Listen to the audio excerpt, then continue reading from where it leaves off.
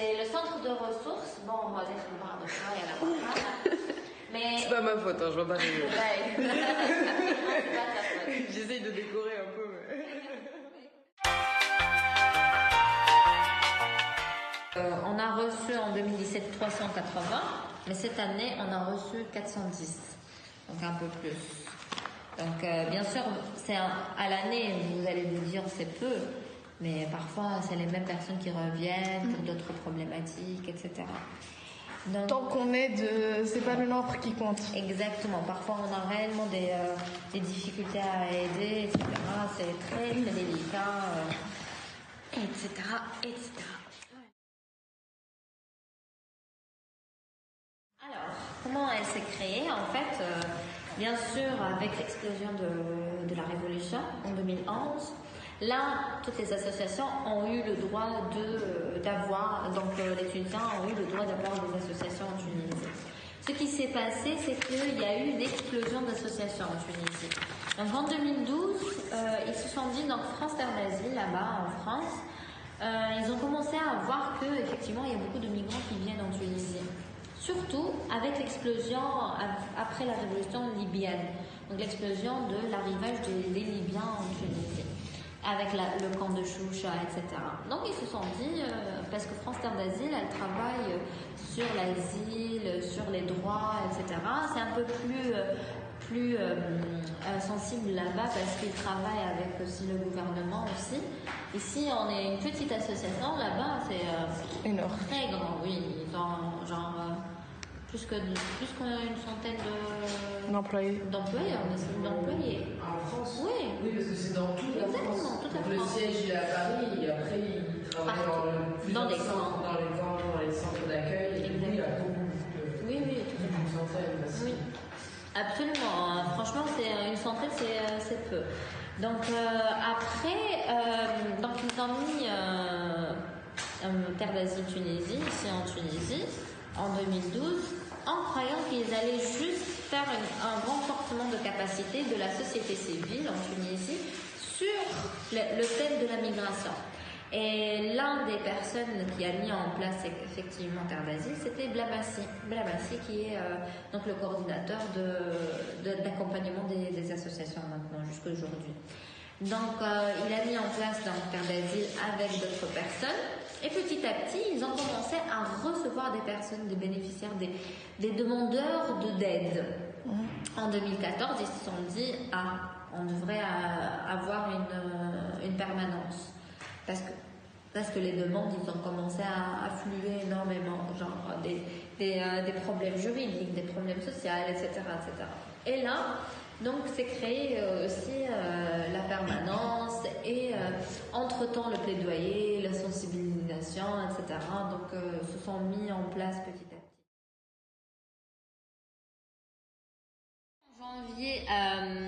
En janvier, on a reçu le plus de demandes. C'est en janvier 2018. C'est plutôt le début de l'année, donc on se dit, vas-y. Exactement. En début d'année et septembre, alors octobre, novembre, septembre, puis décembre aussi. Juillet aussi. Vous ne recevez pas, genre beaucoup en été?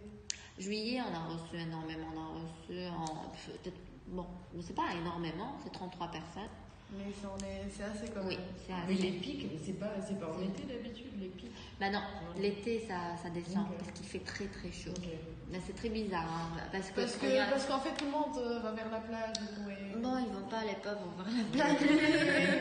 Les pauvres, mais ils viennent surtout en hiver la plupart du temps. Et l'été, ils vont pas venir, ils vont commencer à venir vers septembre pour les étudiants. On a 15% d'élèves et étudiants. 15%. C'est plus que les mères célibataires. Oui.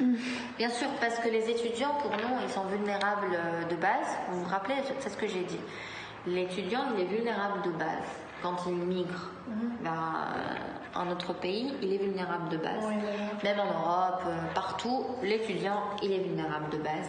Donc la plupart d'entre eux, quand ils viennent nous voir, ils viennent que ce soit pour un problème de bail, parce que les bailleurs ici en Tunisie sont de chiant, ou bien problème de titre de séjour, parce qu'ils ont oublié de déposer à temps, etc. Donc ils se retrouvent dans les pénalités, alors que les étudiants, ils sont exonérés de pénalités. Donc nous, on leur fait l'exonération des pénalités au ministère des Finances. Donc oui, on reçoit énormément des étudiants. Énormément. Surtout pour des problèmes, comme j'ai dit, de séjour ou bien de bail. Donc c'est plutôt juridique que social. D'accord. Et par exemple, si vous avez des situations où la personne elle a une maladie grave, ou vous avez déjà parlé d'un exemple que vous avez aidé jusqu'à son décès. Ça, c'était un médecin du monde, mais quand on reçoit nous-mêmes, effectivement, ici, que ce soit parce que moi je connais très très bien les hôpitaux, comme je travaille avec Médecins du Monde, si c'est un cas très très urgent, je l'envoie tout de suite sur le champ aux urgences, parce qu'il a le droit de partir à l'hôpital. Sauf, bien sûr, il doit payer. Bien sûr, moins que la clinique. Mais sinon, je l'envoie à Médecins du Monde. Donc eux, ils vont s'occuper réellement de la personne et l'envoyer vers l'hôpital public. Et donc eux, ils vont savoir exactement où l'envoyer. Donc c'est comme ça qu'on fait. Donc il y a 2 solutions. Et est-ce que vous recevez souvent des situations de traite? On a reçu 104 personnes cette année, quand même. L'année dernière, 2017, tu vas le voir effectivement dans le rapport, on a reçu 122. C'est énorme. Enfin, ça a diminué, mais ça reste énorme. C'est pas que ça a diminué, mais ça veut pas dire que ça a diminué. C'est un peu stable, parce que tout simplement, les personnes, elles ont peur. Hein. Elles ont peur d'aller parler de ça, etc. Surtout que ça commence à être entendu partout. Donc, oui, ça reste énorme. Alors, parmi les 104 victimes de traite, toutes, donc 100% d'entre elles ont été signalées à l'instance. Mais on a 17% d'audition à la brigade, donc parce que tout simplement on peut perdre de vue une personne, elle peut ne pas revenir ou avoir peur ou elle est rentrée chez elle, ou bien par l'assistance retour volontaire avec l'œil. On a eu une Russe et une Ukrainienne cette année. On a eu 2 Italiennes. On a eu... là, je me rappelle très très bien parce que c'est les plus rares. On a eu un Belge. Un des États-Unis. Oui, absolument. Parce que parfois, c'est pas que tout le monde qui vient ici, ils sont super riches, hein, ils peuvent avoir des problèmes. Oui, je sais, mais... donc, ils viennent de États-Unis, oui, le pauvre aussi, tu connaissais son histoire. Tu te dirais, heureusement, je suis tunisienne. Son histoire, elle est horrible. Oui.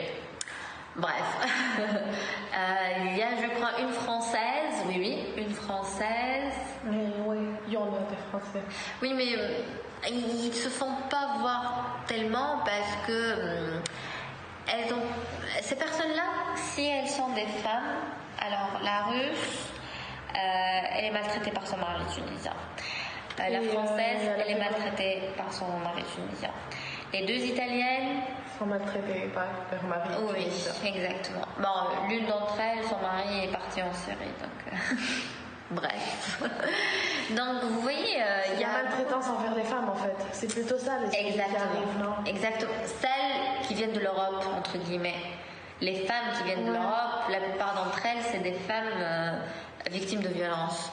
Les femmes qui viennent d'Afrique subsaharienne, femmes de violences conjugales. Il y a une différence. Les autres, beaucoup de choses. Énormément de problématiques. J'ai une question. Est-ce que vous est arrivé une situation où c'est l'homme qui a été agressé par une femme? Ouais. Non, jamais. D'accord. Là, pour le moment, jamais. D'accord. On n'a jamais reçu d'homme qui a été agressé par ça. Il y en a, ça existe, mais c'est beaucoup plus rare. C'est très rare. Surtout en Tunisie, on va dire. Très, très, très rare. Même pour les migrants. Hein. Un cas sur 1000. Ouais.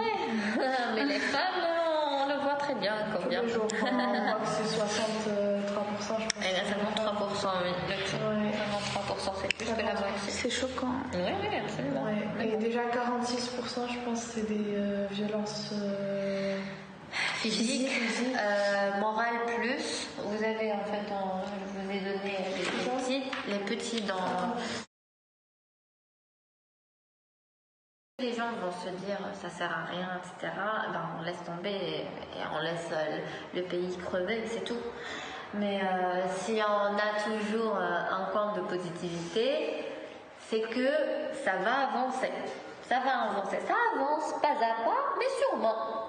D'accord? Réellement, c'est ce que je me dis. Quand je me réveille chaque matin, c'est ce que je me dis. Aujourd'hui, ça va aller parce qu'on avance, pas à pas, mais sûrement, c'est tout. Et on avance. Parce que sinon, moi j'ai appris ça, je ne l'ai pas appris à l'école, je ne l'ai pas appris au lycée, je ne l'ai pas appris à la faculté. Je l'ai appris quand j'ai commencé en 2009, donc ça fait 10 ans maintenant, quand j'ai intégré un réseau de jeunes qui s'appelle YPIR. Et c'est un réseau international avec l'UNFPA, donc Nations Unies. On était formés sur le fait, donc les éducations par les pairs, c'est aller sur terrain, sensibiliser les gens, etc. On était formés sur ça, on était réellement formés sur beaucoup de choses, comment parler aux gens, comment accepter la différence de l'autre, etc. Ça a pris beaucoup de temps. C'est comme ça qu'on apprend et on voit le changement, on le voit. On le voit quand par exemple tu formes, parce que moi je suis formatrice aussi dans beaucoup de choses, avancées, ça veut dire je forme les formateurs des formateurs. Donc quand je forme les petits, donc quand je forme les éducateurs pairs, la base, quand tu reçois une personne totalement agressive au début, qui est macho jusqu'au cou, qui est horriblissime entre guillemets, après 3 jours de formation, il vient te voir vers la fin et te dit merci pour cette formation et tu vois le changement radical. Pardon, c'est pas grave. Le changement radical, et il existe. Tu vois cette personne-là qui a été arrogante, macho, tout ce que tu veux, après les 3 jours. 3 jours, c'est rien. C'est rien 3 jours. Et ça change toute une vie. Toute une vie. Et c'est ça en fait qui est magnifique. Quand tu vois les personnes changer. Évoluer. Moi, je déteste le mot changer. J'adore le mot évoluer. Parce qu'on ne change pas. On change pas, voilà. On peut pas changer. Exactement, on ne change jamais. On évolue. On peut évoluer jusqu'à la fin. Ouais, voilà. Donc il ne faut pas baisser les bras. En plus, vous êtes très jeune.